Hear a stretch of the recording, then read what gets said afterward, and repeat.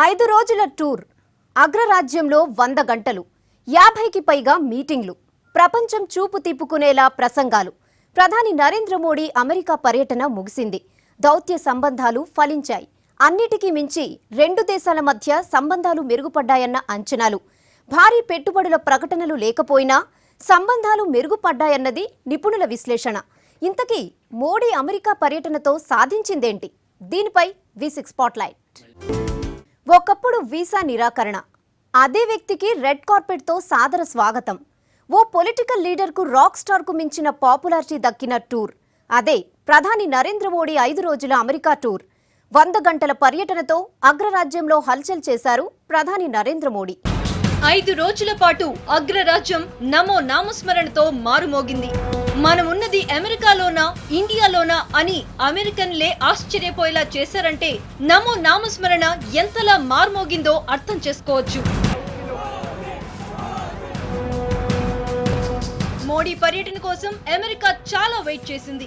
September 25న Delhi నుంచి బయలుదేరిన నమో 26 అర్ధరాత్రి న్యూయార్క్ లోని జాన్ ఎఫ్ కెనడీ విమానాశ్రయంలో దిగారు. 10 ఏళ్ల క్రితం వీసా నిరాకరణతో ఆంక్షలు విధించిన అమెరికా అదే వ్యక్తికి సాదర స్వాగతం పలికిన అరుదైన సందర్భం. అప్పుడు మొదలైన టూర్ సెప్టెంబర్ 30 రాత్రి వరకు గ్యాప్ లేకుండా కొనసాగింది. సుమారు 50 సమావేశాలను అడ్రస్ చేసి 35 కార్యక్రమాల్లో పాల్గొన్నారు. న్యూయార్క్ లోని మాడిసన్ స్క్వేర్ గార్డెన్ లో నమో ప్రసంగం హైలైట్. 20,000 మంది పాల్గొన్న ఆ సభలో నమో మంత్రోచ్చారణతో మారుమోగింది.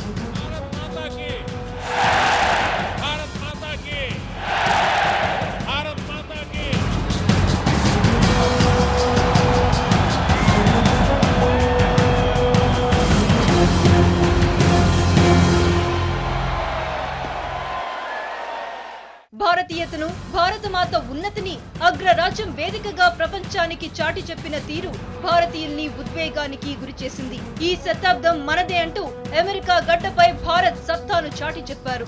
భారత్ మాతాకి జై అన్న నినాదాన్ని మార్మోగేలా చేశారు. 125 करोड़ देशवासियों की इच्छा शक्ति, यही मेरा संबल है, यही मेरी ताकत है, इसी पर मेरा भरोसा है, जिसके कारण 21वीं सदी का नेतृत्व हिंदुस्तान करने की पूरी संभावना. అంతకు ముందు ఐక్యరాజ్య సమితి జనరల్ అసెంబ్లీలో నమో చేసిన ప్రసంగము ఆకట్టుకుంది. పాక్ ను హెచ్చరిస్తూనే ఐక్యరాజ్య సమితిని సంస్కరించాలని సూచించిన తీరు ఆకట్టుకుంది. हम जिस प्रकार से कश्मीर में बाढ़ पीड़ितों की सेवा कर रहे हैं, हम पाकिस्तान में भी उन बाढ़ पीड़ितों की सेवा करने के लिए हमने सामने से प्रस्ताव रखा था. हम विकासशील विश्व का हिस्सा हैं, लेकिन हम अपने सीमित संसाधनों को उन सभी के साथ साझा करने के इच्छुक हैं जिन्हें इनकी नितांत आवश्यकता है. दूसरी ओर आज विश्व बड़े स्तर के तनाव व उथल पुथल की स्थितियों से गुजर रहा है. बड़े युद्ध नहीं हो रहे हैं, परंतु तनाव एवं संघर्ष सब दूर नजर आ रहा है, बहुतेरे हैं. ఇక గ్లోబల్ సిటిజన్ సమ్మిట్ లో మీరే భవిష్యత్ మార్గ నిర్దేశకులు అంటూ యూత్ కి సందేశం ఇచ్చిన తీరు అద్భుతమనే చెప్పాలి. న్యూయార్క్ లోని సెంట్రల్ పార్క్ లో భారత్ సత్తా యూత్ తోనే అన్న నినాదాన్ని ఎలుగెత్తి చాటారు. మోదీ ఇంగ్లీష్ లో స్పీచ్ ఇవ్వడం ఇందులో హైలైట్. అగ్రరాజ్యం వేదికగా సార్క్ దేశాధినేతలతో సమావేశమయ్యారు. ఎన్ఆర్ఐల సమావేశాలు, పేరు మోసిన ఎన్ఏసీ కంపెనీ సీఈఓలతో భేటీ, గ్రౌండ్ జీరోలో నివాళులు అర్పించిన తీరు మోదీని మరింత హైట్స్ కి తీసుకువెళ్లాయి. ఇక ఒబామాతో మీటింగ్ ఇండో అమెరికా సంబంధాలను 10 ఏళ్ల పాటు ముందుకు తీసుకెళ్లాయంటున్నారు. ఉగ్రవాదంపై ఉమ్మడి పోరు, అణు ఒప్పందం అమలు లాంటి కీలక నిర్ణయాలతో చర్చలను విజయవంతం చేశారు నమో. మొత్తానికి భారీ పెట్టుబడులను ప్రస్తుతానికి ఆకర్షించలేకపోయినా మేక్ ఇన్ ఇండియా స్లోగన్ ను, భారత్ సత్తాను అగ్రరాజ్యం వేదికగా ప్రపంచానికి చాటి చెప్పడంలో నమో సక్సెస్ అయ్యారు. మాడిసన్ స్క్వేర్ మోడిసన్ స్క్వేర్ గా మారింది. 75 నిమిషాల ప్రసంగంతో రాక్ స్టార్ ని మించి షేక్ చేసిన వైనం. మాడిసన్ స్క్వేర్ స్పీచ్ తో రికార్డులు సృష్టించారు మోడీ. భారతీయతను ప్రపంచానికి చాటి చెప్పారు. దాంతో ఒక్కసారిగా ప్రపంచం దృష్టి నమో వైపు మళ్లింది. ఇంతకీ అమెరికాలో నమో ఏం చేశారు? న్యూయార్క్ మాడిసన్ గార్డెన్ లో ప్రధానమంత్రి నరేంద్ర మోడీ మాటలతో మంత్రం వేశారు. ప్రవాస భారతీయులను మంత్రముగ్ధుల్ని చేశారు. సరికొత్త భారత్ ను నిర్మిస్తానంటూ చారిత్రాత్మక ఉపన్యాసం ఇచ్చారు. ఉరకలెత్తిన ఉత్సాహంతో ప్రవాస భారతీయుల ముందు తన విజన్ ను ఆవిష్కరించారు ప్రధాని నరేంద్ర మోడీ. అమెరికాలో ఏ విదేశీ ప్రధానమంత్రికి దక్కని అరుదైన గౌరవం భారత ప్రధానమంత్రి నరేంద్ర మోడీకి దక్కింది. అమెరికాలో ఉంటున్న లక్షలాది మంది ప్రవాస భారతీయులు ఒక్కటై ప్రధానికి అపూర్వ స్వాగతం పలికారు. సుదీర్ఘంగా సాగిన మోడీ ప్రసంగంలో మాట మాటకు జేజేలు పలుకుతూ అండగా ఉంటామని చెప్పకనే చెప్పారు. ఎన్ఆర్ఐల చప్పట్ల మోత మధ్య ఉత్సాహంగా ఉద్వేగంగా మాట్లాడుతూనే తన విజన్ ను చాటుకున్నారు పీఎం. शायद इतना प्यार हिंदुस्तान के किसी राजनेता को नहीं मिला।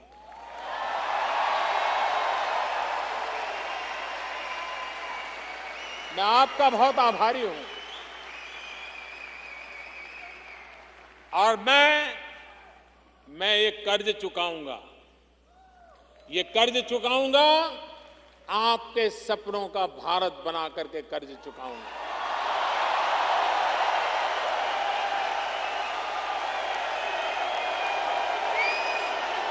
हम मिलकर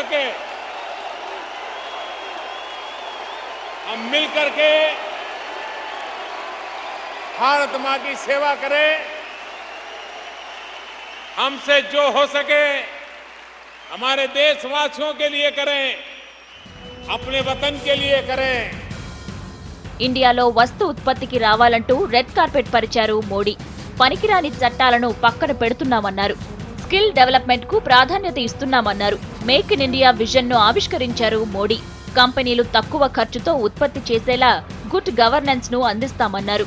हमने डेवलपमेंट की जिम्मेवारी मिलजुल करके 125 करोड़ देशवासी और सरकार मिलकर के करेंगे, ये रास्ता हमने अपनाया। भले ही मैं हजारों मील दूर रहता हूं आपसे, लेकिन आपके दर्द को भी भली भांति जानता हूं। भारत की टैलेंट की कमाल देखिए।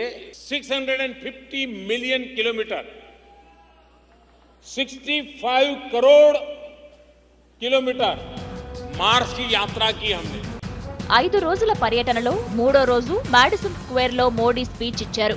ఏ దేశాధినేతకు దక్కని పాపులారిటీ మోడీ సొంతమవడంతో అమెరికా ఆశ్చర్యపోయింది.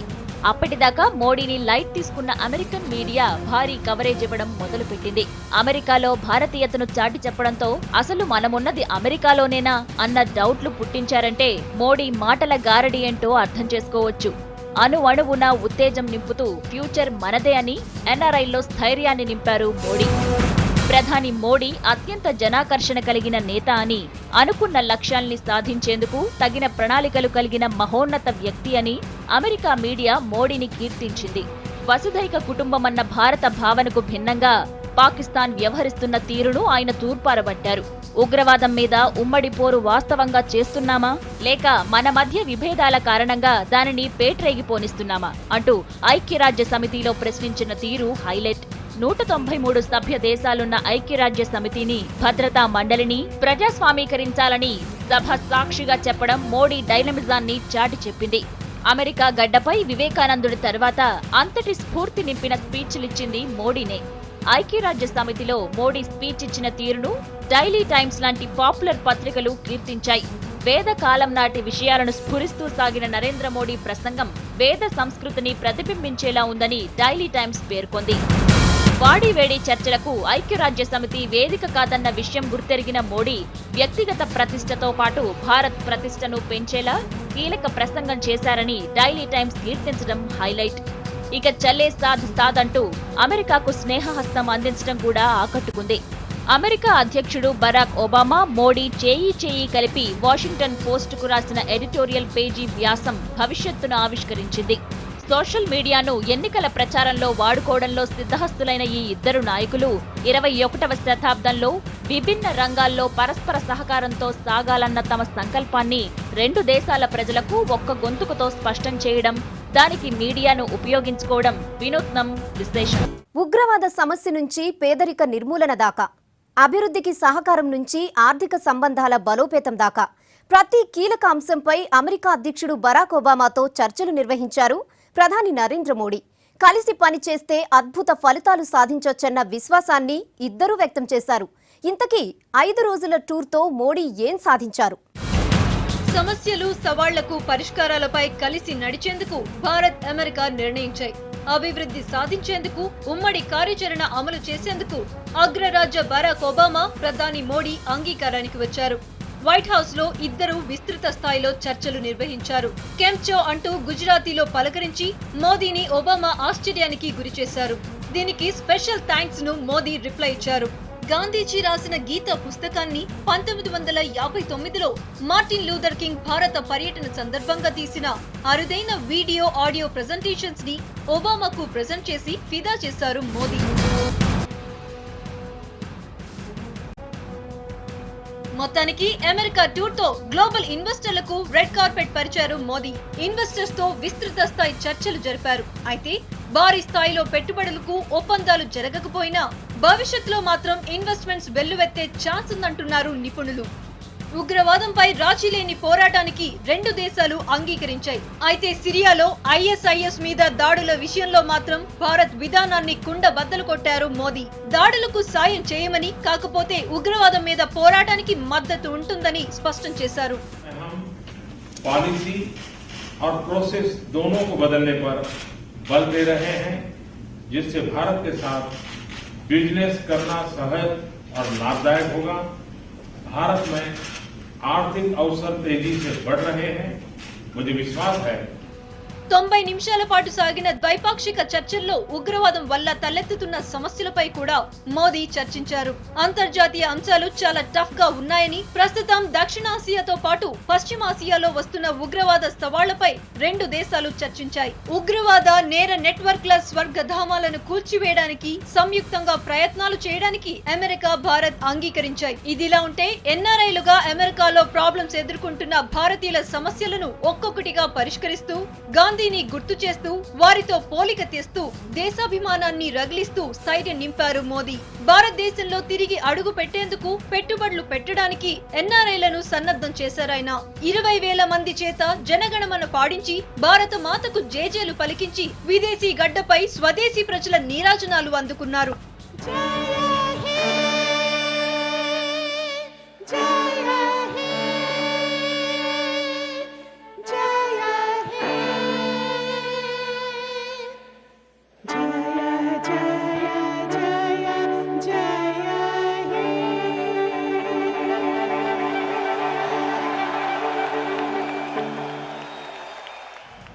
భారతదేశం అభివృద్ధి విషయంలో కోల్పోయిన దానిని పూడ్చగలిగే విశ్వాసం, అవసరమైన సమర్థత కొత్త ప్రభుత్వానికి ఉందంటూ ప్రముఖ రేటింగ్ ఏజెన్సీ సంస్థ స్టాండర్డ్ అండ్ పూర్స్ ఇటీవలే తన రేటింగ్ ఇచ్చింది. అందులో ఇండియా స్థాయిని నెగటివ్ నుంచి స్టేబుల్ కు పెంచింది.